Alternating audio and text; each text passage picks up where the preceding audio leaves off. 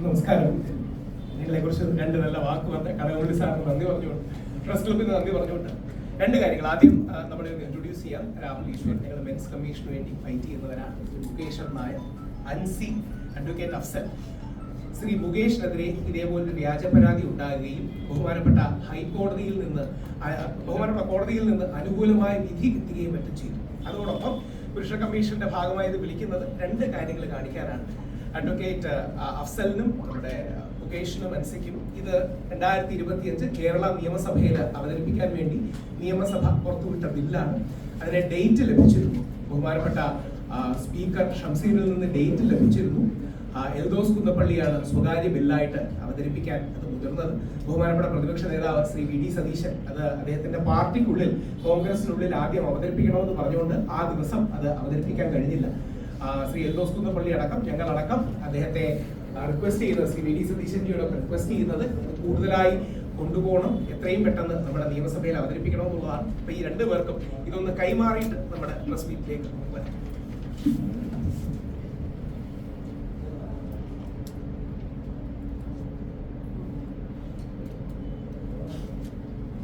അഫ്സലാണല്ലോ ഇത് നിയമവിദഗ്ധൻ. അപ്പൊ അദ്ദേഹം അടക്കം ഇത് നമ്മുടെ ബഹുമാനപ്പെട്ട MLA തയ്യാറാക്കിയ സ്വകാര്യ ബില്ലാണ്. ഇതിന്റെ ഇംഗ്ലീഷ് കോപ്പികൾ ഇന്ത്യയിലെ എല്ലാ സംസ്ഥാനങ്ങൾക്കും, പ്രമുഖമായ എല്ലാ സംസ്ഥാനങ്ങൾക്കും അയച്ചു കൊടുത്തിട്ടുണ്ട്. സമാനമായ ഒരു പുരുഷ കമ്മീഷൻ ഇന്ത്യയിലെ മറ്റ് സംസ്ഥാനങ്ങളിലും നമ്മുടെ ദേശീയ മാധ്യമങ്ങൾക്ക് അയച്ചു കൊടുത്തു. ഒരു നിയമസഭയിൽ അവതരിപ്പിച്ചു കഴിഞ്ഞാൽ അതിനൊരു വെയിറ്റേജ് അല്ലെങ്കിൽ അതിനൊരു റെലവൻസ് കൂടുതൽ കിട്ടും എന്നുള്ളത് കൊണ്ടാണ് ഇതാണ് 2025 കേരള സംസ്ഥാന പുരുഷ കമ്മീഷൻ ബിൽ നമ്മുടെ നിയമസഭയിൽ അവതരിപ്പിക്കാൻ പോകുന്ന ബില്ല്. അതിന്റെ ശ്രീ വി ഡി സതീശൻജി കൂടി അനുമതി കൊടുക്കുകയാണെങ്കിൽ, സ്പീക്കറുടെ അനുമതി കിട്ടുകയുണ്ടായി. ശ്രീ വി ഡി സതീശൻജി കൂടി അനുമതി കൊടുക്കുമ്പോൾ അത് അവതരിപ്പിക്കാൻ പറ്റുമെന്ന പ്രതീക്ഷയാണ്. ബഹുമാനപ്പെട്ട പ്രതിപക്ഷ നേതാവ് ശ്രീ വി ഡി സതീശൻജിയോടുള്ള താഴ്മയായ അഭ്യർത്ഥന, അദ്ദേഹം ഇതിന് അനുമതി നൽകണമെന്നും ശ്രീ എൽദോസ് കുന്നപ്പള്ളി അടക്കമുള്ളവർക്ക് അതുമായി മുമ്പോട്ട് പോകാൻ അനുവാദം നൽകണമെന്നുള്ളതാണ്. ഞങ്ങൾ രണ്ട് പാർട്ടി അല്ലെ എല്ലാ പാർട്ടികളോടും വ്യക്തിപരമായി പോയി ഏകദേശം ഒരു 60 MLA-മാരെയോളം നേരിട്ട് കാണുകയുണ്ടായി. ഇതിന്റെ സപ്പോർട്ടിനായിട്ട് പലരും അത് വളരെ റെലവൻ്റാന്ന് പറയണ്ടേ. ഇപ്പൊ കടകംപള്ളി സാർ നിങ്ങളോട് പറഞ്ഞുകൊണ്ടിരിക്കുകയാണ് ഇതിലൊരു റെലവൻസ് ഉണ്ട്, നിങ്ങൾ അത് കാര്യമായി ശ്രദ്ധിക്കണം. ഇപ്പൊ ആ റെലവൻസ് ഒന്നുകൂടെ ഊട്ടിയുറപ്പിക്കുന്നതാണ് ശ്രീ മുകേഷ് നായരുടെ കേസ്. ഞാൻ എന്റെ ഇൻട്രൊഡക്ഷൻ പറഞ്ഞ് മുകേഷ് അദ്ദേഹത്തിന് നേരിട്ട തിക്താനുഭവങ്ങൾ നിങ്ങൾക്ക് മുമ്പിൽ പറയും. ഇത് എന്തുകൊണ്ടാണ് പറയുന്നതെന്ന് പറഞ്ഞാൽ ഇത് നാളെ ഇവിടെ ഇരിക്കുന്ന ആർക്ക് സംഭവിക്കാം. ഇവിടെ ഇരിക്കുന്ന ആ സുഹൃത്തിനോ ഈ സുഹൃത്തിനോ നമുക്ക് ആർക്കും, ഈ ക്യാമറ എടുത്തുകൊണ്ട് നിൽക്കുന്നവർക്ക് ആർക്കും സംഭവിക്കാം. ശ്രീ മുകേഷിന് സംഭവിച്ചത് ഒരുപക്ഷെ നമുക്ക് ദേഷ്യം തോന്നുന്ന, വിഷമം തോന്നുന്ന, ഒരുപക്ഷെ എന്താ പറയണേ, നിസ്സഹായത കൊണ്ട് ചിരി തോന്നുന്ന ഒരു സംഭവമാണ്. ഇത് ആ ചിരി എന്ന് പറഞ്ഞാൽ വിഷമത്തിന്റെ ചിരിയാണ്. ഇത് നാളെ ആർക്കും സംഭവിക്കാൻ കഴിയുന്ന ദുര്യോഗമാണ്. ഇദ്ദേഹത്തിന് ഇപ്പൊ അനുകൂലമായ കോടതി വിധിയും കിട്ടി. കോടതി വിധി എടുത്തു പറയുന്നുണ്ട്, പ്രൈമാ ഫേസി ഇദ്ദേഹത്തെ ഫോൾസ്ലി ഈ കേസിലേക്ക് വലിച്ചിഴക്കുകയാണെന്ന് കോടതി പറഞ്ഞു. ഇത് എന്തുകൊണ്ടാണ് ഇത്രയും അവധാനതയോടുകൂടി പ്രസ് മീറ്റ് വിളിക്കുന്നതെന്ന് പറഞ്ഞാൽ, കുട്ടിക്കൽ ജയന്തന്റെ കേസിൽ സുപ്രീം കോടതി അനുകൂലമായ വിധി നൽകുകയുണ്ടായി. കുട്ടിക്കൽ ജയന്തന്റെ കേസിൽ കേരള സംസ്ഥാനം പുള്ളിക്ക് ജാമ്യം കൊടുക്കരുതെന്ന് പറയാൻ സുപ്രീം കോടതിയിൽ പറഞ്ഞ വാദഗതി രാഹുൽ ഈശ്വർ കോഴിക്കോട് പ്രസ് മീറ്റ് വിളിച്ചു എന്നുള്ളതാണ്. അതായത് ബേസിക്കലി പറയാനൊന്നുമില്ല. കോഴിക്കോട് ഞാൻ പ്രസ് മീറ്റ് വിളിച്ചത് നമ്മുടെ കേരള സർക്കാർ കുട്ടിക്കൽ ജയന്തന് ജാമ്യം കൊടുക്കാതിരിക്കാനുള്ള ഒരു ന്യായീകരണമായിട്ട് സുപ്രീം കോടതി പറയുകയുണ്ടായി. അതായത് ബേസിക്കലി പുരുഷനെതിരെ പറയാൻ ഒന്നുമില്ല, അപ്പൊ എന്തെങ്കിലും പറയണം എന്ന് പറയുന്ന ഒരു ആറ്റിറ്റ്യൂഡാണ്. അതുകൊണ്ട് എടുത്തു സൂചിപ്പിക്കാൻ ആഗ്രഹിക്കുന്നു, ഈ പ്രസ് മീറ്റ് വിളിച്ചത് ഇവരല്ല, ഞാനാണ്. ഞാൻ ഈ 3 പേരെയും ഗസ്റ്റ് ആയിട്ട് വിളിച്ചതാണ്. കാര്യം അതിന്റെ റെസ്പോൺസിബിലിറ്റി ഇനിഷ്യേറ്റീവും എനിക്കാണ്. കാര്യം ഇനി നാളെ ഇത് വിളിച്ചു എന്ന് പറഞ്ഞാൽ മുകേഷ് നായരെ പ്രസ് മീറ്റ് വിളിച്ചു എന്ന് പോലും പറയും. അപ്പോൾ മുകേഷിന് ഉണ്ടായ അനുഭവം മുകേഷ് ഒന്ന് പറയും, നിങ്ങൾ ഓരോരുത്തരും കേൾക്കണം. നാളെ ഒരു ദുരനുഭവം ഇതേപോലെ നമ്മുടെ സഹോദരങ്ങൾക്കോ സുഹൃത്തുക്കൾക്കോ ഉണ്ടാകും. മുകേഷ്, ഞാന് നിങ്ങളെ പോലെ തന്നെ കുറെ വർഷം ഇവിടെ ഇരുന്ന ആളാണ്. ഞാനൊരു ചാനലിന്റെ ബ്യൂറോ ചീഫായിട്ട് വർക്ക് ചെയ്യുന്ന നാഷണൽ ചാനൽ ഇന്ത്യ TV. ഒരുപാട് ഇതുപോലത്തെ കേസുകളൊക്കെ റിപ്പോർട്ട് ചെയ്തിട്ടുള്ള ആളാണ്. ഞാൻ ഒരിക്കലും പ്രതീക്ഷിക്കുന്നില്ല ഇതുപോലൊരു കേസ് എനിക്കെതിരെ വരുന്നത്. ഞാനൊരു കമ്പനിയുടെ CEO ആയിട്ടാണ് ഇപ്പോൾ വർക്ക് ചെയ്യുന്നത്. അപ്പോൾ ഈ തൊട്ടടുത്തിരിക്കുന്ന ആൻസിയുടെ ഒരു കമ്പനി എന്നെ ഒരു ഷൂട്ടിന് വിളിക്കും. ഞാനത് ഇൻഫ്ലുവൻസർ ആയതുകൊണ്ട് അവർക്ക് പ്രൊമോഷൻ കിട്ടാൻ വേണ്ടി എന്നെ വിളിച്ചതാണ്. അപ്പോൾ 10-20ഓളം മോഡൽസ് ഉണ്ടായിരുന്നു. നമ്മളത് ഷൂട്ട് ചെയ്യുന്നു, പോസ്റ്റ് ചെയ്തു. വീഡിയോ എനിക്ക് ഒരു 8 മില്യൺ ആൾക്കാർ കണ്ടു. ഒരു 2.5 മാസത്തിന് ശേഷം ഒരു പരാതി വരികയാണ്. ഒരു ഇൻഫ്ലുവൻസർ അതിലൊരു മൈനറായിട്ടുള്ള പെൺകുട്ടി ഉണ്ടെന്നും ആ കുട്ടിയെ ദുരുപയോഗം ചെയ്യുന്ന പറഞ്ഞൊരു പരാതി ഉണ്ട്. വേറൊരു ഇൻഫ്ലുവൻസറാണ് വരുന്നത്, അതാണ് തമാശ. അപ്പോൾ ഇൻഫ്ലുവൻസർ ഡയറക്ട്ലി കോവളം പോലീസിനും സൈബർ സെല്ലിനും DGPക്കും മുഖ്യമന്ത്രിയൊക്കെ ഒരുപാട് പരാതി കൊടുത്തു. പക്ഷെ ആരും അതിൽ മെറിറ്റ് എൻ്റെ ഭാഗത്തായതുകൊണ്ട് കേസ് എടുത്തില്ല. കാരണം അതിനകത്ത് പ്രഥമ ദൃഷ്ടിയാൽ ഒന്നുമില്ല. പക്ഷെ കുറച്ച് ദിവസത്തിന് ശേഷം, ഏകദേശം ഒരാഴ്ചയ്ക്ക് ശേഷം ഈ പറഞ്ഞ ആ മൈനറായ പെൺകുട്ടിയും അമ്മയും സംഘടിപ്പിച്ചിട്ടുണ്ട്. പുള്ളി ആ പെൺകുട്ടിയെ കൊണ്ട് തന്നെ കോളം പോലീസ് സ്റ്റേഷനിലും നമ്മുടെ സൈബർ സെല്ലിൽ ഒരു പരാതി ഉണ്ട്. അപ്പോൾ അവർക്കത് എടുക്കേണ്ടത്, കാരണം മൈനറായിട്ടുള്ള ഒരു പെൺകുട്ടി പരാതി കൊടുത്താൽ എന്തായാലും കേസ് എടുത്തേ പറ്റും. അതാണല്ലോ, കേസ് എടുത്താൽ FIR ഇടണം, FIR ഇട്ടാൽ വാർത്തയാവും. ഇവർ ആഗ്രഹിച്ചത് അതാണ്, FIR ഇട്ട് വാർത്തയായി. പക്ഷെ ഈ വാർത്ത വരുമ്പോഴും എനിക്ക് തോന്നുന്നു മാധ്യമ സുഹൃത്തുക്കൾക്ക് അതിൻ്റെ ഒരു മെറിറ്റ് വീണ്ടും മനസ്സിലായതുകൊണ്ടായിരിക്കും പിന്നെ അത് വളരെ അതിനൊരു വലിയ ചർച്ചയിലോട്ട് പോയില്ല. പെട്ടെന്ന് വാർത്ത വന്നു, ബ്രേക്കിംഗ് ന്യൂസ് വന്നു. മുകേഷ് നായർ കുട്ടിയുടെ അനുമതിയില്ലാതെ, മൈനറുകളുടെ അനുമതിയില്ലാതെ നമ്മുടെ നഗ്ന ചിത്രങ്ങൾ പകർത്തി സോഷ്യൽ മീഡിയയിൽ പ്രചരിപ്പിച്ചു. പിന്നെ ഈ കുട്ടി ഉൾപ്പെടെ എന്നോടൊപ്പം ഒരുമിച്ചെടുത്ത ഫോട്ടോകളാണ്. അതിൽ എല്ലാവരും അത്യാവശ്യം മാന്യമായിട്ട് ഡ്രസ്സ് വെച്ചിട്ടുള്ള ഫോട്ടോസും വീഡിയോസും ആണ്. അപ്പോൾ ഇവർ വിളിച്ച ഷൂട്ടിലാണ് നമ്മൾ പോകുന്നത്. നമുക്ക് അതിനകത്ത് പങ്കെടുക്കുന്നവരുടെ ഡീറ്റെയിൽസോ അതൊന്നും നമുക്കറിയില്ല, നമ്മൾ ഷൂട്ട് ചെയ്ത് പോകും. അപ്പോൾ അത്തരം വാർത്ത വരുന്നു, ഞാൻ തന്നെ ഞെട്ടിപ്പോകുന്നത്, എനിക്കിപ്പോൾ ഇത് വലിയ പ്രശ്നമായല്ലോ എന്നുള്ളത്. പക്ഷെ എന്തുകൊണ്ടോ ഈ പറഞ്ഞ പരാതി കൊടുത്ത പെൺകുട്ടി പരാതി കൊടുക്കുന്നതിന് ഏകദേശം 24 മണിക്കൂർ മുമ്പ് എൻ്റെ അടുത്ത് കുറച്ച് പൈസ ചോദിച്ചത്. അത് വോയിസ് മെസ്സേജ് ആയിട്ട് വാട്സപ്പിലാണ് ചോദിച്ചത്, ഓഡിയോ ആയിട്ടാണ് ചോദിച്ചത്. എൻ്റെ ഭാഗ്യത്തിന് ആ കുട്ടിയെ ഡിലീറ്റ് ചെയ്ത് കളയാതിരിക്കുകയും ആ കുട്ടിയെ ഡിലീറ്റ് ചെയ്ത് കളഞ്ഞിട്ടില്ലായിരുന്നു. ഒരു ഡിലീറ്റ് ഫോർ ആൾ കൊടുത്താൽ വാട്സപ്പിൽ പോകുന്നതാണ് 24 hours. 24 hours കഴിഞ്ഞതിന് ശേഷം ആയതുകൊണ്ടായിരിക്കും, ഓർക്കാത്തതുകൊണ്ടായിരിക്കും ഡിലീറ്റ് ചെയ്യാൻ പറ്റില്ല. അത് എൻ്റെ ഫോണിൽ കിടക്കുകയും അതിനോടൊപ്പം തന്നെ അൻസി വിളിച്ച് ഈ കാര്യം ചോദിച്ചപ്പോൾ കുട്ടിക്കും കുട്ടിയുടെ അമ്മയ്ക്കും ആയിട്ടൊക്കെ സംസാരിക്കുമ്പോൾ യാതൊരുവിധ പ്രശ്നമില്ല എന്ന് പറഞ്ഞാൽ അൻസിക്ക് ഓട്ടോമാറ്റിക് കോൾ റെക്കോർഡിങ്ങിന് അറിയാതെ അതും നമ്മുടെ അടുത്തുണ്ടായിരുന്നു. ഇത് രണ്ടും എൻ്റെ വക്കീലാണ് അഫ്സൽജി, അദ്ദേഹം വഴി ഞാൻ കോടതിയിൽ ഹാജരാക്കി. അപ്പോൾ കോടതി പ്രൈമ ഫേസ് മനസ്സിലാക്കി അതിൽ ഒരു വ്യാജ പരാതിയാണെന്നും വ്യാജ കേസാണെന്നും ഇത് ദുരുപയോഗമാണല്ലോ. കഴിഞ്ഞ വർഷം 4900-ഓളം വ്യാജ കേസുകളാണ് ഈ കുട്ടികൾ ആയിട്ട് ബന്ധപ്പെട്ട് കൊടുത്തിരിക്കുന്നത്. അപ്പോൾ അതുകൊണ്ട് എനിക്കത് നമുക്ക് ഈ കേസ് കോടതിയിലേക്ക് ഉള്ളതുകൊണ്ട് നമുക്ക് അതിനെക്കുറിച്ച് ഡീറ്റെയിൽ ആയിട്ട് പറയാൻ പറ്റില്ല. അപ്പോൾ അത്രയും ഇതുള്ളതുകൊണ്ട് ഒരു പക്ഷേ കോടതിക്കും മനസ്സിലായി, ഇവിടുത്തെ മാധ്യമങ്ങളും മനസ്സിലായി. എന്തായാലും എനിക്ക് ദിവസം അയച്ച ആൻസിപ്പേറ്ററി ബെയിൽ തന്നു. കാരണം അത്രയും മെറിറ്റ് ഉണ്ടെങ്കിൽ മാത്രമേ കോടതി ഇങ്ങനെ ഒരു കേസിന്, അല്ലെങ്കിൽ മിനിമം 45 അല്ലെങ്കിൽ 90 ദിവസം പിടിച്ചകത്തിട്ടിട്ട് മാത്രമേ ബെയിൽ കൊടുക്കൂ. അതങ്ങനെയാണ്, കാരണം അതിൻ്റെ അകത്ത് പിന്നീട് നമ്മൾ പ്രൂവ് ചെയ്താൽ മതി എന്നുള്ളതാണ്.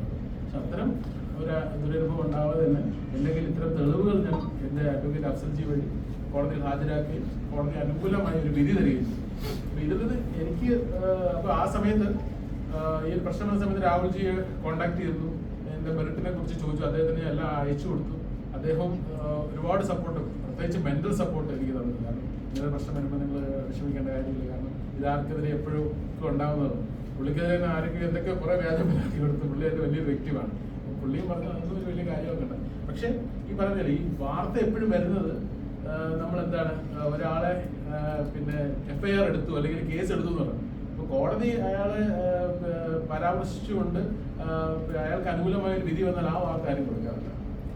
ഈ കേസിൽ എടുത്ത് ഫോൾസ്ലി ഡ്രോൺ ഇൻ എന്ന് കോടതിയുടെ വാക്കാൽ, അതായത് ഒബ്സർവേഷൻ ഒന്നുമല്ല, വിധിന്യായത്തിൽ ഫോൾസ്ലി ഇതിലേക്ക് ഡ്രാഗിൻ ചെയ്തതാണെന്ന് ബഹുമാനപ്പെട്ട കോടതി പറയുന്നുണ്ട്. അതൊരിക്കലും വാർത്തയായാലും ഇപ്പൊ നേരത്തെ ഇപ്പം അദ്ദേഹത്തിനൊന്നും ഒളിവിലൊന്നും പോണ്ടി വരില്ല. കുട്ടിക്കൽ ജയേന്ദ്രൻ 6.5-7 മാസമാണ് ഒളിവിൽ കഴിഞ്ഞത്. ഒരാളുടെ ജീവിതത്തിലെ ഇവരൊക്കെ പ്രത്യേകിച്ച് ബ്രാൻഡും അല്ലെങ്കിൽ മീഡിയയിലൊക്കെ നിൽക്കുമ്പോൾ ബ്രാൻഡ് വാല്യൂ, ക്രെഡിബിലിറ്റി, എൻഡോഴ്സ്മെന്റ്, ഇതിൽ നിന്നൊക്കെയല്ലേ ബ്രെഡ് ആൻഡ് ബട്ടർ. ഇത് ജീവിക്കുന്നത് ഇങ്ങനെയല്ലേ, എല്ലാ 10 മുതൽ 5 വരെ എവിടെയും ജോലി കിട്ടല്ല. പ്രധാനമായിട്ട് ബ്രാൻഡ് വാല്യൂ അല്ലേ. ഈ ബ്രാൻഡ് വാല്യൂവിനെ നശിപ്പിക്കാനായി ഇവർക്കൊരു ചീത്തപ്പേര് കിട്ടാൻ, പണ്ട് സന്ദേശത്തിൽ മാമുക്കോയ പറയുന്ന പോലെ കഴിവുള്ള യുവാക്കളൊന്നും വളർന്നു വരികയാണെങ്കിൽ അവനെ ഏതെങ്കിലും ഒരു പെണ്ണ് കേസിൽ കുടുക്കി നാണം കെടുത്താം എന്ന് പറയുന്ന ആറ്റിറ്റ്യൂഡ് നമ്മുടെ സമൂഹത്തിൽ അതൊരു സ്പേസ് ആയി കിടക്കുകയാണ്. ഇതൊന്ന് അസൽജിയും സംസാരിച്ചിട്ട് അൻസി വിളിച്ചിട്ട് അൻസിയുടെ ഷൂട്ടാണ് ഞാൻ പോകുന്നത്, ജാൻ പ്രൊഡക്ഷൻ എന്ന കമ്പനിയുടെ. അവരാണ് അതിന്റെ അൻസി ഈവൻ അതിന്റെ ഫുൾ റെസ്പോൺസിബിലിറ്റി ഏറ്റെടുത്തിട്ട് പോലും എന്നെ അതിന്റെ ഒന്നാം പ്രതിയാക്കി. അതാണ് എന്റെ ഏറ്റവും വലിയ തമാശ.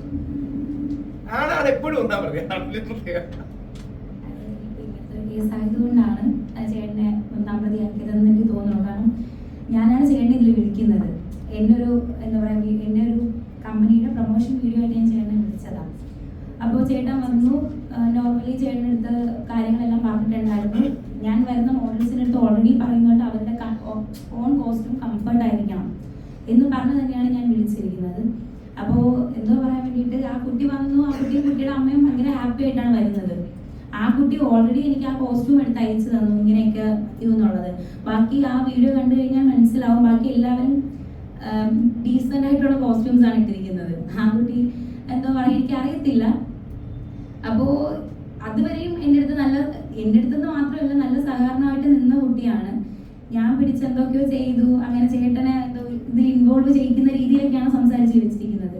ആ കുട്ടീനെ എന്നല്ല, ഒരു മോഡൽസിനെയും ഞാൻ അടുത്ത് വിട്ടിട്ടില്ല ആരുടെ അടുത്തും. പിന്നെ എന്താ പറയാ, ഈ പുള്ളിക്കാരിയുടെ അമ്മ കൂടെ നിന്നിട്ടാണ് അങ്ങനെ ഇങ്ങനെ ചെയ്യുന്ന പറഞ്ഞുകൊണ്ട് നിൽക്കുന്നത്. ഈ വരുന്ന ഒരു മോഡൽസിന്റെയും ഏജ് നമ്മൾ ചോദിക്കാറില്ല. മോഡലിംഗ് കമ്പനീസ് ഇതുവരെയും അങ്ങനെ ചോദിച്ച് ഇട്ടിട്ടുമില്ല. പിന്നെ ഈ കുട്ടീനെ ഞാൻ വിളിക്കുന്നതിന് 1 year ആയിട്ട് എനിക്കറിയാം. ഈ കുട്ടി മിസ് കോയമ്പത്തൂർ എന്നൊക്കെ പറഞ്ഞിട്ട് എന്തോ പ്രൊഫൈലിൽ നമ്മൾ ബയോ നോക്കിയിട്ടാണ് മോഡൽസിനെ ഇൻവൈറ്റ് ചെയ്യുന്നത്. അങ്ങനെ വിളിച്ചതാണ്. അപ്പോൾ എന്താ പറയാ, വേറൊന്നുകൊണ്ടല്ല, വേറൊരു സാധനങ്ങളും പറയണ്ട. ഒരു വ്യക്തിയെ ഫോൾസ് കേസാണ് നമുക്കറിയാം. ഇനി നാളെ ഒരു ടെക്നിക്കാലിറ്റി വരണമെന്ന് ഉദ്ദേശിച്ച ഒരു വർഷമായിട്ട് വിളിക്കുന്നു അങ്ങനെ വിളിക്കുന്നുണ്ട്. പിന്നെ ചേട്ടനെ എനിക്ക് ഓൾറെഡി നന്നായിട്ട് അറിയാം. അപ്പൊ അങ്ങനെയാണ് ചേട്ടനെ ഞാൻ പ്രൊമോഷനായിട്ട് വിളിക്കുന്നത്. ഈ പറയുന്ന വ്ളോഗറും ഇതിനു മുന്നേ എൻ്റെ അടുത്ത് പ്രശ്നം ഉണ്ടാക്കിയിട്ടുണ്ടായിരുന്നു. അപ്പോ ഈ വ്ളോഗറിനെ ഞാൻ വിളിക്കാത്തതിന്റെ പേരും കൂടെ ആയിരിക്കണം ചേട്ടനെ ഇതിൽ വിളിച്ചു എന്നൊക്കെ ഉള്ളത് കൊണ്ടാവണം ഈ പുള്ളി ഇങ്ങനെയൊക്കെ തിരിഞ്ഞതെന്ന് എനിക്ക് തോന്നുന്നു. പിന്നെന്താ പറയാ, ഇത് സത്യം പറഞ്ഞു കഴിഞ്ഞാൽ എല്ലാവർക്കും കണ്ടു കഴിഞ്ഞാൽ അറിയാം. ഇതിപ്പോ ഒരു കുട്ടി ഇങ്ങനെ ചെയ്ത് കാണിക്കുമ്പോൾ ബാക്കി ഇതിൽ അനുഭവിക്കുന്ന ഒരുപാട് പെൺകുട്ടികൾക്ക് ഇത് പുറത്തു പറയാൻ പറ്റത്തില്ല എനിക്ക് തോന്നുന്നു. കാരണം ഇതൊക്കെ ഫാബ്രിക്കേറ്റഡ് കേസ് ആണ് അല്ലേ. അപ്പൊ ഒരു ഒറിജിനൽ കേസ് വന്നു കഴിഞ്ഞാൽ ഇതാരും ഉൾക്കൊള്ളണമെന്നില്ല. അപ്പോ ചേട്ടനെ ഞാൻ വിളിച്ചിട്ടാണ് ചേട്ടൻ ഇതിൽ ആക്ച്വലി വരുന്നത്. ചേട്ടൻ ഇതിൽ യാതൊരു ബന്ധവും സത്യം പറഞ്ഞാൽ ഇല്ല. എനിക്ക് തന്നെ അറിയില്ല. ഈ കുട്ടി അന്ന് തന്നെ ചേട്ടനെ വിളിച്ചിട്ട് ക്യാഷ് ചോദിച്ച സമയത്ത് ഞാൻ ചേട്ടനോട് പറയുന്നുണ്ട്, ചേട്ടൻ കൊടുക്കണോ, മക്കളെ കൊണ്ട് കൊടുക്കുക എന്നാണ് പറഞ്ഞത്. അപ്പൊ ഞാൻ അന്ന് ഈവനിങ് 3:30 വരെ എൻ്റെ അടുത്ത് ആ കുട്ടി സംസാരിച്ചിട്ടുണ്ട്. എൻ്റെ അടുത്ത് ഓട്ടോമാറ്റിക് കോൾ റെക്കോർഡാണ്. അപ്പൊ ആ 3:30 വരെയും ആ കുട്ടി എൻ്റെ അടുത്ത് സംസാരിച്ചപ്പോൾ യാതൊരു പ്രശ്നം ആ കുട്ടിക്കില്ല. ചേച്ചി ഞാൻ ഇവിടെ ഉണ്ട്, ഞാൻ ഇവിടെ നിൽക്കണുണ്ട് എന്ന് പറഞ്ഞു. അപ്പൊ ചേട്ടൻ പറഞ്ഞു, മക്കളെ എനിക്ക് ഷൂട്ടുണ്ട്, എനിക്ക് പോകണം, നീ ഒന്ന് കൊണ്ട് കൊടുത്തിട്ട് ഓടി വാന്ന് പറഞ്ഞു. ഞാൻ ആ ടൈമിൽ കയറി പോകുന്ന സമയത്ത് പോലും ആ കുട്ടി ഫോൺ എടുക്കുന്നില്ല. ഞാൻ അവിടെ ഫുൾ അന്വേഷിച്ചു, കണ്ടില്ല. അത് കഴിഞ്ഞ് ഒരു ഈവനിങ് 7 ഒക്കെ ആയപ്പോഴത്തേക്കും ഒരു വീഡിയോ വരുന്നുണ്ട്. ഈ കുട്ടി എന്താ പറയാ, ഇങ്ങനെയൊക്കെയാണ് എന്നൊക്കെ പറഞ്ഞിട്ട് ഞാൻ സത്യം പറഞ്ഞാൽ കേട്ടിട്ട് ഞാൻ ഇന്ന് എന്തോ ചെയ്യണോ എന്നൊരു പിടുത്തം ഇല്ലാണ്ടായിപ്പോയി. അപ്പോ എനിക്കൊരു ഇതെന്താണ് എന്ന് എനിക്ക് സത്യം പറഞ്ഞാൽ ഇപ്പോഴും മനസ്സിലാവുന്നില്ല. അഫ്സൽജിയും കൂടെ ഇതിന്റെ ഏറ്റവും വലിയ ഇഷ്യൂ ഇതാണ്. കാര്യം ഒന്ന്, സാധാരണക്കാരതിൽ പതറിപ്പോവും, എന്ത് ചെയ്യണമെന്ന് അറിയില്ല. കാര്യം നമ്മുടെ ലൈഫിൽ നമ്മൾ ഒരിക്കലും പ്രതീക്ഷിക്കാതെ കേസ് വരിക. ഇപ്പൊ അഫ്സൽജിയും കൂടെ എന്റെ ലീഗൽ കാര്യങ്ങളും കൂടെ പറയും. ഞാനത് ലീഗൽ പോയിന്റ് ആയിട്ട് പറയുന്നതാണ്. ഫോൾസ്ലി ആണെന്ന് കോടതിയുടെ വിധിന്യായത്തിൽ വന്നിട്ടുണ്ട്. എനിക്ക് പ്രത്യേകിച്ച് ഒന്നും പറയാനില്ല. പ്രധാനമായിട്ടും പറയാം, അദ്ദേഹം പറഞ്ഞ വളരെ കറക്റ്റാണ്. കുട്ടിക്കൽ ജയേന്ദ്രന്റെ കാര്യം തന്നെ നമുക്കറിയാവുന്നതാണ്. 6 മാസത്തോളം അദ്ദേഹം ഒളിവിൽ നിൽക്കേണ്ടി വന്നു. നമ്മളെല്ലാം മനസ്സിലാക്കാനുള്ള പ്രധാനപ്പെട്ട കാര്യമാണ്. കാര്യം പോക്സോ കേസിലോ അല്ലെങ്കിൽ ഇത്തരം പരാതികളിലോ ബന്ധപ്പെട്ട ഒരു FIR രജിസ്റ്റർ ചെയ്യും. ആ കേസുമായി ബന്ധപ്പെട്ട് നമ്മൾ കോടതിയെ സമീപിച്ചാൽ തന്നെ മുൻകൂർ ജാമ്യം 90% ലഭിക്കില്ല. നിരപരാധി കുടുങ്ങി 6.5 മാസം ഒളിവിൽ ചെയ്യുന്ന സാമ്പത്തികപരമായിട്ടും മനസ്സുകൊണ്ടും എല്ലാം തളർന്ന് പിന്നെ ഒരു ശവമായിട്ടാണ് അദ്ദേഹം പിടിക്കപ്പെടുന്നെങ്കിലും മുൻകൂർ ജാമ്യം കിട്ടുന്നെങ്കിലും ഭാഗ്യത്തിന് കുട്ടികൾ ജയേന്ദ്രനെ കിട്ടി. മുകേഷിനെ സംബന്ധിച്ചിടത്തോളം അത്ര ബുദ്ധിമുട്ടേണ്ടി വന്നില്ല. ബഹുമാനപ്പെട്ട തിരുവനന്തപുരം ജില്ലാ കോടതി തന്നെ മുകേഷിന് മുൻകൂർ ജാമ്യം അനുവദിച്ചു. അതിനുള്ള സാഹചര്യം സ്വാഭാവികമായിട്ടും അങ്ങനെ അനുവദിക്കാറില്ല. അദ്ദേഹം പൂർണ്ണമായി നിരപരാധിയാണെന്ന് ഉൾക്കൊണ്ടുവരുന്നല്ല അതിന്റെ അർത്ഥം. പ്രൈമാ ഫേസി ആ കേസിൽ ആ കൊടുത്ത കംപ്ലൈന്റ് നിലനിൽക്കില്ല എന്നുള്ള ബോധ്യം കോടതിക്ക് ഉണ്ടായി. 2 മാസം കഴിഞ്ഞാണ് ഈ കംപ്ലൈന്റ് കൊടുക്കുന്നതാണ്. വേറൊരു വലിയൊരു കാര്യം, ഇതിന്റെ ലെജിസ്ലേറ്റീവ് ഇന്റൻഷൻ, അതായത് ഒരു നിയമം ഉണ്ടാക്കുമ്പോൾ എന്താണ് അതിന്റെ ഉദ്ദേശശുദ്ധി, അത് മറികടക്കുന്ന രീതിയിലാണ് വ്യാജ പരാതികൾ കൂടിക്കൊണ്ടിരിക്കുന്നത്. തീർച്ചയായിട്ടും ഈ പുരുഷ ബില്ല് നിയമസഭയിൽ അവതരിപ്പിക്കണമെന്നും അതുമായി ബന്ധപ്പെട്ട ചർച്ച ഉണ്ടാവണമെന്നും ഞാൻ ആശിക്കുകയാണ്. കാരണം ഒരുപാട് നിരപരാധികൾ, എത്ര ആൾക്കാരാണ് ആത്മഹത്യ ചെയ്യുന്ന പരാതി. ഈ സത്യസന്ധമായിട്ട് പറഞ്ഞാൽ ഈ വ്യാജ പരാതി കാരണം ഒരുപാട് കുട്ടികൾ ഇത്തരത്തിൽ ചൂഷണം ചെയ്യപ്പെടുന്നുണ്ട്. ഇതൊന്നും പൊതുസമൂഹത്തിൽ എത്തുന്നതെന്ന് മാത്രമല്ല, യഥാർത്ഥ ശിക്ഷ അവർക്ക് പ്രതികൾക്ക് വാങ്ങിക്കൊടുക്കുന്നതിലൊക്കെ പരാജയമായിട്ട് കാര്യങ്ങൾ മുന്നോട്ട് പോവുകയാണ്. പോലീസ് ഇതിൽ വലിയൊരു കുഴപ്പം. പോലീസിനെ സംബന്ധിച്ചിടത്തോളം പരാതി വന്നാൽ പിന്നെ അങ്ങ് കേസെടുക്കുക, പിടിച്ചകത്തിടുക. അവരെ സംബന്ധിച്ച് അവർ നിഷ്ക്രിയരെന്നല്ല, അവരെ കൈകളെ ബന്ധിപ്പിച്ചിരിക്കുകയാണ്. ഈ നിയമത്തിന്റെ പ്രശ്നങ്ങളൊന്നുമില്ല. അപ്പൊ ഇത്തരം കാര്യങ്ങൾ ഈ പുരുഷ ബില്ല് നിയമസഭയിൽ വരണം എന്നാണ് എന്റെ ഒരു ആഗ്രഹം. നടക്കട്ടെ. അദ്ദേഹം പറഞ്ഞതിൽ ഒരു പ്രധാന കാര്യം, പോലീസുകാർക്ക് അറിയാനിട്ടല്ല, അവർക്ക് ഈ കേസുകൾ കാണുമ്പോൾ ഇത് വ്യാജമാണെന്ന് അറിയാം. പക്ഷെ അവർക്കിത് നേരെ തിരിച്ചു പറഞ്ഞാലേ അവർക്ക് നിയമത്തിൽ സ്പേസ് ഉള്ളൂ. അവർക്ക് ഇത് തിരിച്ചു പറഞ്ഞില്ലെങ്കിൽ ഇപ്പൊ ഇതിൽ തന്നെ ഇദ്ദേഹത്തിനെതിരെ ഇത് വളരെ സീരിയസ് ആണ്, ഇതിൽ ജാമ്യം കൊടുക്കാൻ പാടില്ല എന്ന് ഇദ്ദേഹത്തിനെതിരെ നമ്മുടെ public prosecutor, special public prosecutor വാദിക്കും. കാര്യം അത് വാദിച്ചേ പറ്റൂ. പുള്ളിക്ക് പറയുന്നത് വെറുതെയാണ്, പുള്ളിക്ക് പറയുന്നത് കള്ളത്തരമാണ്. കാര്യം അങ്ങനെ വാദിച്ചില്ലെങ്കിൽ എന്ത് പറ്റും? സ്ത്രീകൾക്ക് അനുകൂലമല്ല, കുട്ടികൾക്ക് അനുകൂലമല്ല എന്ന് ആ വക്കീലിനെതിരെ പരാതി വരും. ഇത് ഫ്രിവിലസ് കേസാണ്. ഞാൻ കുറച്ചുകൂടെ ഇപ്പൊ മുകേഷിന്റെ എല്ലാവർക്കും കുറെ കൂടെ അറിയാവുന്ന ഹൈക്കോടതി ഒന്ന് ഉദാഹരണം പറയാം. ഡോക്ടർ അരുൺകുമാറിന് പോക്സോ കേസിൽ 1-ാം പ്രതിയാക്കി വന്നു. അരുൺകുമാർ ആ പെൺകുട്ടിയെ കണ്ടിട്ടില്ല. വേറെ ഏതോ ജില്ലയിലിരിക്കുന്ന പോക്സോ കമ്മിറ്റിയിലെ ഒരുത്തന് എന്നാൽ ഞാനൊന്ന് സ്റ്റാർ ആയി കളയാന്ന് പറഞ്ഞ് അവൻ കൊണ്ട് പരാതി കൊടുക്കും. എന്നിട്ട് അരുൺകുമാർ, ഷാബാസ് എന്ന് പറയുന്ന റിപ്പോർട്ടിലെ വേറൊരാളാണ് വരുന്നത്. ആർക്ക് വേണമെങ്കിൽ ദുരുപയോഗം ചെയ്യാൻ കഴിയുന്ന ഒരു കാര്യമായി മാറി. അപ്പൊ മുകേഷിന് ഒരു പക്ഷേ സ്ട്രെങ്ത് ഉള്ളതുകൊണ്ടും നല്ലൊരു നെറ്റ്വർക്ക് ഉള്ളതുകൊണ്ടും അദ്ദേഹം ശക്തമായി ഡിഫെൻഡ് ചെയ്തു. സജീവ് പോലെ അഡ്വക്കേറ്റ് കിട്ടി. അരുൺകുമാർ റിപ്പോർട്ട് ഉള്ളതുകൊണ്ട് ശക്തമായി ഡിഫെൻഡ് ചെയ്ത് അവരുടേതായ എന്താ പറയുക നിലപാട് മുമ്പോട്ട് വെച്ചു. സാധാരണക്കാരൻ കുടുങ്ങി പോകും, അവൻ തളർന്നു പോകും, അവന് ഓഫീസിൽ നിന്ന് മാറി നിൽക്കേണ്ടി വരും. ഞാൻ 1-2 ഉദാഹരണങ്ങൾ നേരത്തെ ഇവിടെ തന്നെ പറഞ്ഞിട്ടുണ്ട്. ടെക്നോ പാർക്കിലെ 2 എംപ്ലോയീസ് ഇതേപോലെ പോക്സോ അല്ലാതെ വ്യാജ പരാതി വന്നതാണ്. ഈ വ്യാജ പരാതി വന്നത് കാരണം അവരെ ടെക്നോ പാർക്കിൽ നിന്ന് സസ്പെൻഡ് ചെയ്തു. രണ്ടാമത് ഒരു തിരിച്ച് കോടതിയിൽ നിന്ന് അനുകൂലമായ വിധി കിട്ടി ഫോൾസ് കേസ് ആണ് എന്ന് എവിഡന്റ്ലി കോടതി പറഞ്ഞതിന് ശേഷം ഇവർ തിരിച്ച് ജോയിൻ ചെയ്യാമെന്ന് HR അല്ലെങ്കിൽ അവിടുത്തെ ഹ്യൂമൻ റിസോഴ്സ് ഡിപ്പാർട്ട്മെന്റ് പറഞ്ഞു നിങ്ങളെ ജോലിക്ക് എടുക്കില്ല. അപ്പോൾ പറഞ്ഞു നമുക്ക് തെറ്റൊന്നുമില്ലല്ലോ, പക്ഷെ ഓൾറെഡി ഗൂഗിളിലൊക്കെ നിങ്ങളുടെ പേരടിക്കുകയാണെങ്കിൽ നിങ്ങൾ ഈ കേസിൽ കുടുങ്ങി തുടങ്ങിയ കാര്യങ്ങളാണ് വരുന്നത്. നേരത്തെ മുകേഷ് പറഞ്ഞൊരു പോയിന്റ് നിങ്ങൾ ശ്രദ്ധിക്കണം. മാധ്യമങ്ങൾ ഇവർക്ക് അനുകൂലമായ വാർത്ത ഒന്നും കൊടുക്കൂലുമില്ല. കാര്യം ഈ നെഗറ്റീവിന് മാത്രമേ വാർത്തയുള്ളൂ. അപ്പൊ ഇവർക്ക് തങ്ങൾക്കൊരു കാര്യം തെറ്റായി വന്നു, അത് തങ്ങൾ വിജയിച്ചു എന്നൊരു കാര്യം വരുന്നില്ല. ഈ രാം തിവാരിയുടെ കേസുണ്ട്, അതാണ് ഇന്ത്യയിലെ ലാൻഡ്മാർക്ക് കേസ്. 7 വർഷം പുള്ളി ഈ വ്യാജ പോക്സോയ്ക്കകത്ത് തുടങ്ങി. 7 വർഷം കൊറോണ കൂടി ആയതുകൊണ്ടാണ്, അല്ലെങ്കിൽ 2-3 വർഷം കിടക്കുള്ളായിരുന്നു. അതായത് ഇദ്ദേഹം +2-ൽ പഠിപ്പിച്ച കുട്ടിയെ റേപ്പ് ചെയ്തു, പ്രഗ്നന്റ് ആക്കി, അബോർട്ട് ചെയ്യിച്ചു. ഇതാണ് ആ കേസ്. 7 വർഷം ജയിലിൽ കിടന്നു. 7 വർഷത്തിന് ശേഷം കോടതി കണ്ടെത്തി റേപ്പ് നടന്നിട്ടില്ല, ഈ കുട്ടി പ്രഗ്നന്റ് ആയിട്ടില്ല, അബോർട്ടും ആയിട്ടില്ല. സ്കൂളിൽ മാർക്ക് കൊടുക്കുന്നതിന്റെ പേരിലും സ്കൂളിൽ അസൈൻമെന്റ് വെക്കുന്നതിന്റെ പേരിലും 2-3 പെൺകുട്ടികളെ അദ്ദേഹം ശകാരിച്ചപ്പോ സാറിന് പണി കൊടുക്കാന്ന് പറഞ്ഞ് പെൺകുട്ടികൾ പരാതി കൊടുത്തത്. 7 വർഷം ഒരാളുടെ ലൈഫിലേ പോവാണ്. എന്നിട്ട് അയാൾക്കെതിരെ വാർത്ത വന്നപ്പോൾ വലിയ രീതിയിൽ കേന്ദ്രീയ വിദ്യാലയയിലാണ്, നിങ്ങൾ ജസ്റ്റ് ഗൂഗിൾ അടിച്ചു നോക്കിയാൽ കേന്ദ്രീയ വിദ്യാലയയിലെ സാർ ഇതേപോലെ പോക്സോ കേസിൽ അറസ്റ്റ്. ഇയാളുടെ 7 വർഷം പോയി, ജോലി പോയി, ജീവിതം പോയി. അവിടെയാണ് ഞങ്ങൾ നിങ്ങളുടെ ചോദ്യങ്ങൾക്ക് മുമ്പ് ഒരു വരി കൂടെ പറഞ്ഞ 2 കാര്യങ്ങളാണ്. ഒന്ന്, ഈ പുരുഷ ബില്ല് വളരെ ഏറ്റവും മിതമായ റിക്വസ്റ്റുകൾ മാത്രം വെക്കുന്നതാണ്. സ്ത്രീകൾക്ക് ഇതേവരെ കിട്ടിയ എല്ലാ അവകാശങ്ങളും അതേപോലെ നിലനിർത്തിക്കൊണ്ട് സ്ത്രീകൾക്ക് ഇതുവരെ കിട്ടിയ സ്ത്രീപക്ഷ നിയമങ്ങളിൽ ഒരു കാര്യം പോലും എടുത്തു മാറ്റാതെ പുരുഷന്മാർക്കും പ്രശ്നമൊന്നുണ്ടെന്ന് കണ്ട് അതിലേക്ക് സർക്കാർ ശ്രദ്ധ കേന്ദ്രീകരിക്കണം. പുരുഷന്മാർക്ക് പോകാനൊരു സ്ഥലം വേണം. ഇത് വരുമ്പോ ഒരാൾ പേടിച്ചു പോകും, അയാൾ പാനിക്കാവും, അയാൾക്ക് എവിടെങ്കിലും ഒരു സപ്പോർട്ടിന് പോകാൻ സ്ഥലമില്ല. വനിതാ കമ്മീഷൻ പോലെ, മനുഷ്യാവകാശ കമ്മീഷൻ പോലെ ഇപ്പൊ നമ്മുടെ കേരള സർക്കാർ വളരെ നല്ലൊരു വയോജന കമ്മീഷൻ കൊണ്ടുവരുന്നുണ്ട്. ചിലങ്കിലും ശ്രദ്ധിച്ചു കാണും, പ്രായമായവർക്ക് വേണ്ടി ഒരു ബില്ലും കാര്യങ്ങളും. അതേപോലെ ഒരു പുരുഷ കമ്മീഷൻ വേണം. ഇന്ത്യയിൽ അതൊരു മൂവ്മെന്റ് ആയി വരണം. ആ പുരുഷ കമ്മീഷന്റെ അടക്കമുള്ള ഭാഗങ്ങളുടെ ഭാഗമായിട്ട് ഇവരടക്കമുള്ള ഒരുപാട് പേർ അതിന് സപ്പോർട്ട് ചെയ്യാനുണ്ടാവും. കാര്യം നമ്മുടെ ജീവിതത്തിൽ പൊള്ളൽ വരുമ്പോഴേ അത് നമുക്ക് മനസ്സിലാവും. ഒരു വരി കൂടെ പറഞ്ഞ് നിങ്ങളുടെ ചോദ്യങ്ങളിലേക്ക് കിടക്കാം. ഇത് എന്റെ ലൈഫിൽ ഈ കുറച്ചു കാലം മുമ്പ് വന്നത് എന്റെ മകന്റെ ബർത്ത്ഡേയുടെ ദിവസമാണ്. ഹണി റോസിന്റെ പരാതി. എന്റെ മകന്റെ പേര് യാഗെന്നാണ്, 7 വയസ്സേ ഒരു പ്രായമുള്ളൂ.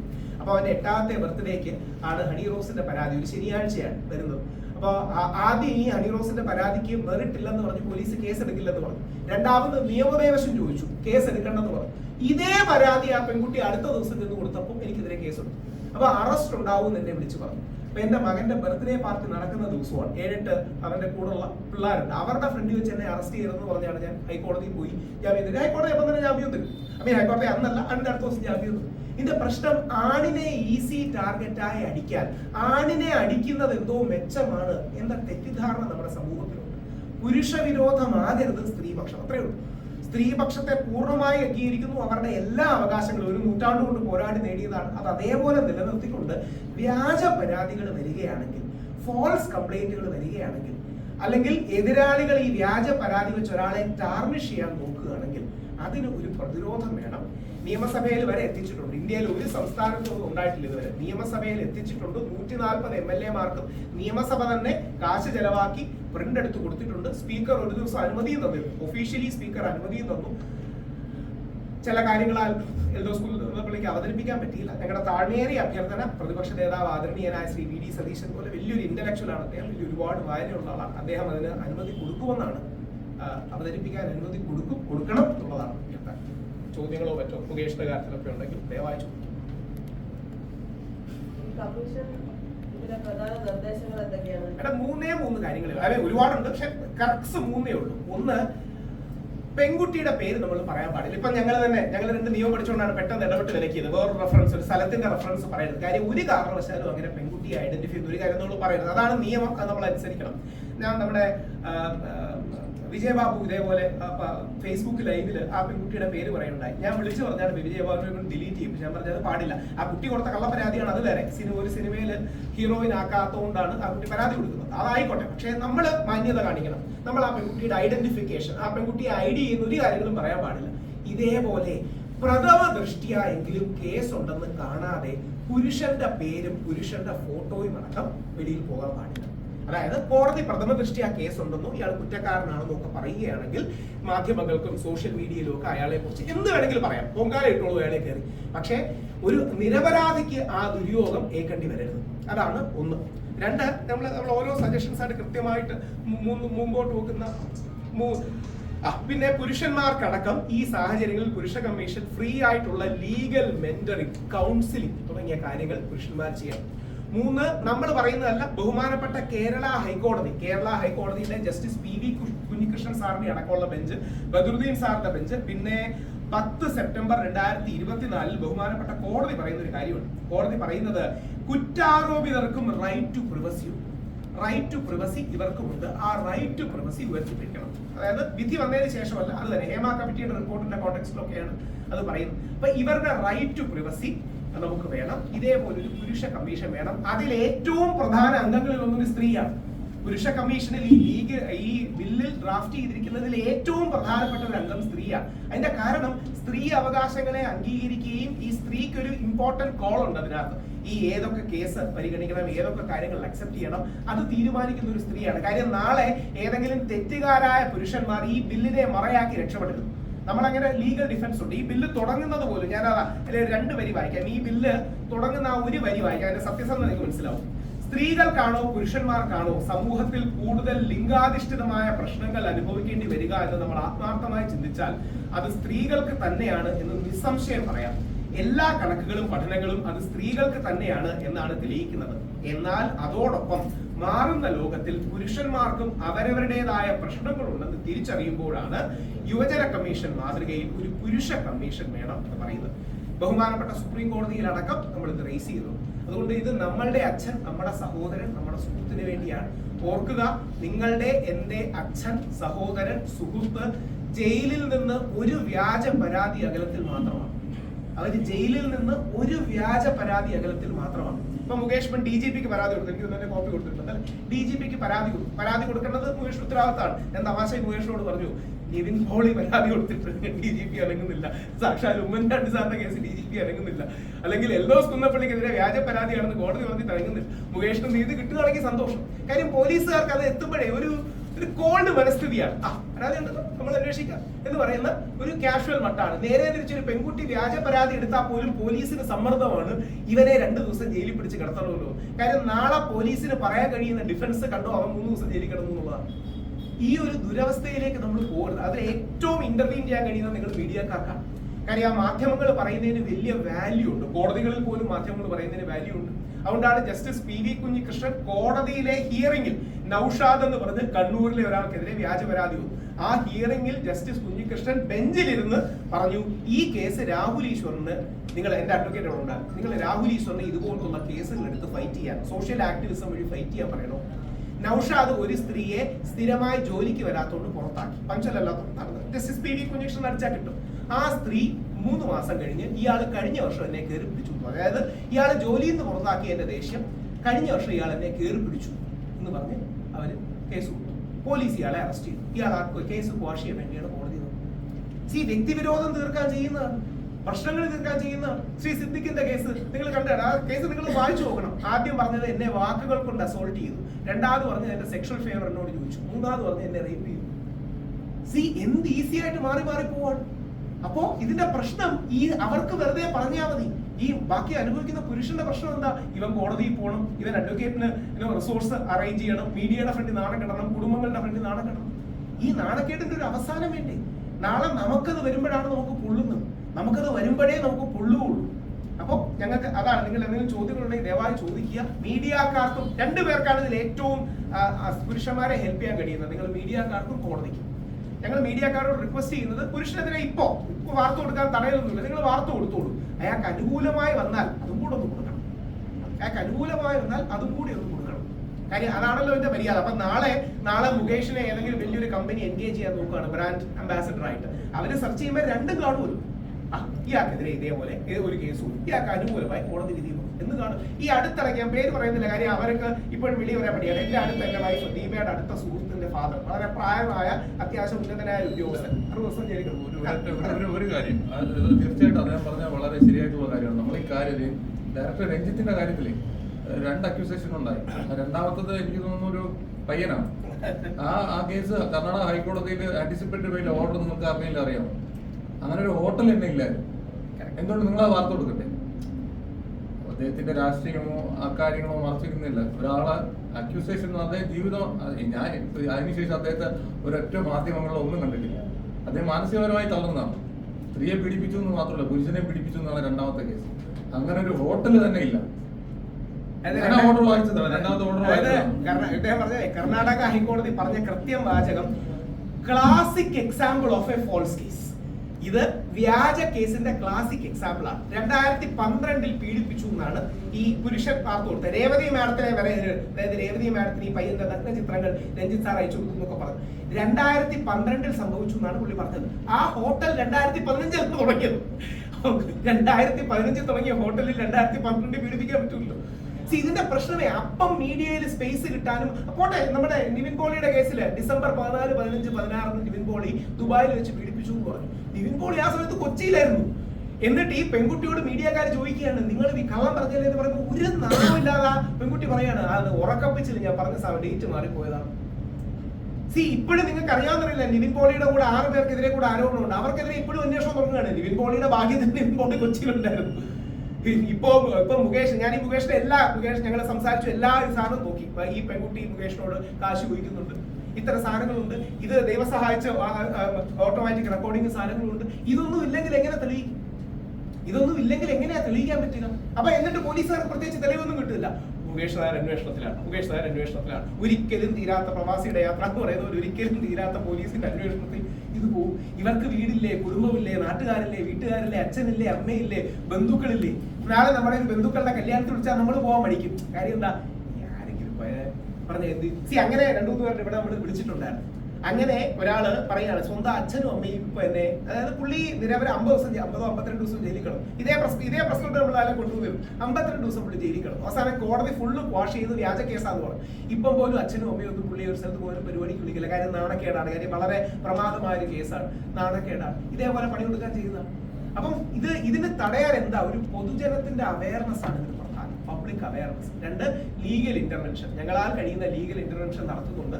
2 അനുകൂല ഹൈക്കോടതി വിധികളാണ് കഴിഞ്ഞ 1 വർഷത്തിനുള്ളിൽ വന്നത്. 2 അനുകൂല ഹൈക്കോടതി, 2 ബെഞ്ചില്, ഒന്ന് ബദറുദ്ദീൻ സാറിന്റെ ബെഞ്ചില്, ഒന്ന് നമ്മുടെ PV കുഞ്ഞികൃഷ്ണൻ സാറിന്റെ ബെഞ്ചിൽ.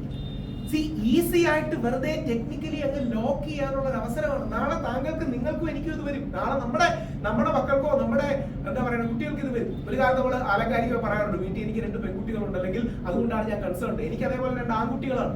എനിക്ക് ആ കാര്യത്തിൽ കൺസേൺ ഉണ്ട്. കാര്യം നാളെ ഏതെങ്കിലും അവർക്ക് അവരുടെ ശത്രു, അപ്പം ഇത് തന്നെ, ഞാൻ ആരുടെ പേര് പറയുന്നില്ല, ഒരു ഇൻഫ്ലുവൻസർ മുകേഷിന് അത്രയും വലിപ്പമില്ല, പകുതിയുടെ ഉള്ള ഒരു ഇൻഫ്ലുവൻസർ, പുള്ളിക്ക് ഒരു പണി കൊടുക്കാന്ന് വിചാരിച്ചു. ആ പെൺകുട്ടിയെ കൊണ്ട് വീഡിയോ ഒക്കെ റെക്കോർഡ് ചെയ്യിച്ചു കൊടുക്കുക. ചോദിക്കാൻ വന്നാണ്. അപ്പൊ എന്തെങ്കിലും നിങ്ങൾ ചോദ്യം ഉണ്ടെങ്കിൽ ചോദിക്കണം, എന്നിട്ട് അത് കൊടുക്കണം. കാര്യം അതിലൂടെ മാത്രമേ ഇതിലൊരു പ്രതിവിധി ഉള്ളൂ, അതിലൂടെ മാത്രമേ അതിൽ പ്രതിരോധമുള്ളൂ. ഒരു വാർത്ത ആദ്യം വരുമ്പം ആ വാർത്ത കൊടുക്കുന്ന അതേ സ്പിരിറ്റോടുകൂടി തന്നെ നിങ്ങൾ രണ്ടാമതുള്ള വാർത്തയും പബ്ലിഷ് ചെയ്യണമെന്നാണ് എൻ്റെ ഒരു അഭിപ്രായം. കാര്യം അതേ ഉള്ള മാർഗം.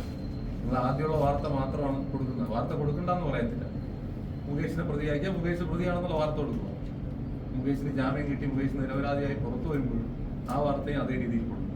അപ്പോഴാണ് ഈ പത്രപ്രവർത്തനത്തിന്റെ റിയലി പുറത്തെ സ്റ്റേറ്റ് എന്ന് പറയുന്നതിന്റെ ഒരു ഘടന ഉണ്ടാകുന്നത് അപ്പോഴാണ്. ഇത് എന്തെങ്കിലും ഉണ്ടെങ്കിൽ ചോദിക്കാം. ആ ഫെയർ ആൻഡ് ബാലൻസ് ആണ് മീഡിയയോട് വളരെ താഴ്മയായി റിക്വസ്റ്റ് ചെയ്യുന്നത്.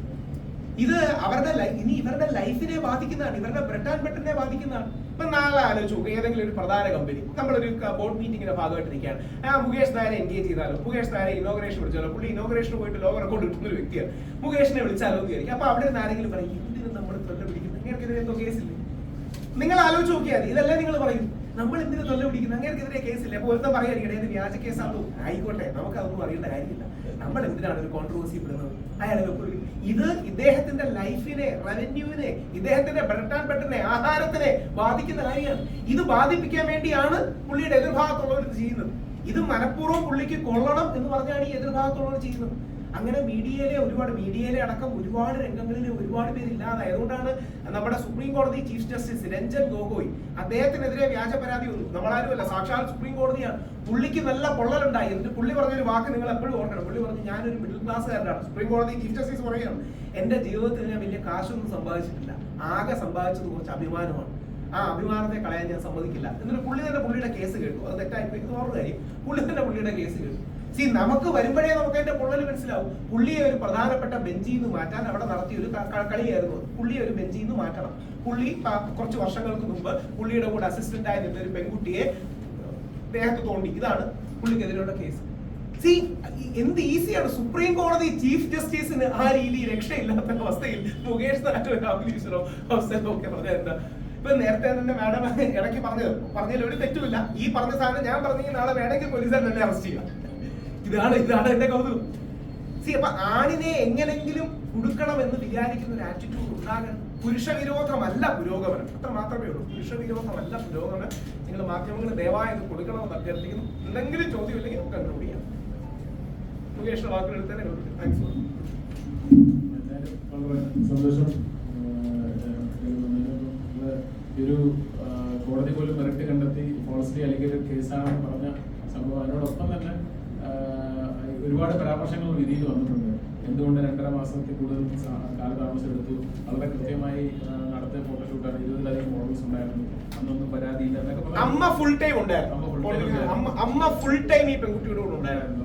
എന്റെ വാക്കുകളല്ല, കോടതി വിധിയിലെ വാക്കുകളാണ്. അമ്മ ഫുൾ ടൈം ഈ പെൺകുട്ടിയുടെ കൂടെ ഉണ്ടായിരുന്നു. ഇത്തരം മെറിറ്റുകൾ കോടതിക്ക് മനസ്സിലായത് കൊണ്ടാണ് ഈ ഒരു ആന്റിസിപ്പേറ്ററി മെയിൽ തരികയും ഫോൾസിന്റെ അലിഗേറ്റഡ് ആണെന്ന് പറയുന്നത്. പിന്നെ തീർച്ചയായിട്ടും നന്ദി പ്രിയപ്പെട്ട അഡ്വക്കേറ്റിനോടൊപ്പം ഈ ഒരു വളരെ മോശം സമയത്ത് വന്ന് വളരെ നല്ല വാക്കുകളിലൂടെ സപ്പോർട്ട് ചെയ്ത രാഹുൽ ഈശ്വർ എന്ന് പറഞ്ഞ മനുഷ്യൻ. ഇദ്ദേഹത്തിന്റെ പേര് പോലെ തന്നെ രാഹുൽ ഈശ്വർ, ഈശ്വരനായിട്ട് തന്നെയാണ് വളരെ സത്യസന്ധമായിട്ട്. അപ്പൊ അതുപോലെ തന്നെയാണ് എന്നോടൊപ്പം വന്ന് അതിന്റെ ഒരു മെറിറ്റ് മനസ്സിലാക്കി കൂടെ നിൽക്കുക. അപ്പം ഈ പുരുഷ കമ്മീഷന് വേണ്ടിയിട്ട് അദ്ദേഹത്തോടൊപ്പം ഉണ്ടാവും, ഫുൾ ടൈം ഉണ്ടാവും. കാരണം ഞാൻ സത്യത്തിൽ ആദ്യം എന്തെങ്കിലും തുടങ്ങാൻ പോകുന്ന വെച്ചാൽ ഞാൻ നടക്കുന്ന കാര്യമാണ്, സത്യമായിട്ട് ആലോചിച്ച കാര്യമാണ്. ആ ചിന്തിച്ച ഞാൻ തന്നെ അദ്ദേഹത്തോട് വന്നിരുന്നിട്ട് ഇപ്പൊ ഇങ്ങനെ പറയേണ്ടി വരുന്നത് അതാണ് ലൈഫ്. സത്യം ആർക്കും എപ്പോഴും ഒരാളുടെ ജീവിതത്തിൽ സംഭവിക്കാനുള്ള ഒരു സംഭവമാണ് ഇതെന്ന് എനിക്കിപ്പം എന്റെ ജീവിതത്തിൽ വന്നപ്പോൾ മനസ്സിലായി. അപ്പൊ അതുകൊണ്ട് നിങ്ങൾ ഉൾപ്പെടെ എല്ലാവരും ശ്രദ്ധിക്കുക, സൂക്ഷിക്കുക. എത്രയൊക്കെ പറയാറുള്ളൂ.